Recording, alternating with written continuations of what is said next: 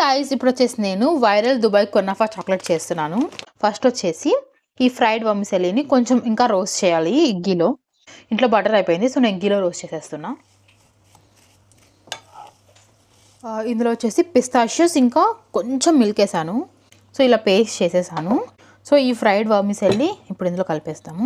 వర్మిసెల్లీ ఇంకా pistachio paste mix చేసిన తర్వాత ఒక సైడ్కి పెట్టేసి ఒక చాక్లెట్ మౌల్డ్లో చాక్లెట్ స్ప్రెడ్ చేయాలి. నా దగ్గర చాక్లెట్ మౌల్డ్ లేదు, సో నేను బాక్స్లో చేస్తున్నాను. దీన్ని ఒక 2 minutes ఫ్రిడ్జ్లో పెట్టేసి మళ్ళీ కునాఫా పేస్ట్ వేసి అగైన్ చాక్లెట్తో దీన్ని కవర్ చేసేద్దాం. సో ఇప్పుడు దీని మీద ఒక లేయర్ మనం ఈ కునాఫా మిక్స్ వేద్దాం. దీన్ని ఒక 10 to 15 minutes ఫ్రీజ్ చేసేసుకొని చాక్లెట్ అయితే రెడీ అయిపోయింది అనుకుంటాను. దీన్ని డీమౌల్డ్ చేసి చాక్లెట్ అయితే చాలా చాలా టేస్టీగా ఉంది. నిజంగా వర్త్ హైప్ అనిపించింది నాకు. చాక్లెట్ తింటున్నప్పుడు క్రంచీగా వర్మిసెల్లీ ఇంకా పిస్తాషియో ఫ్లేవర్తో చాలా బాగుంది. చాక్లెట్ మౌల్డ్ ఉంటే ఇంకా బాగుండేది. And it's definitely worth the hype. You can just give it a try. That's it for this video. Thank you so much.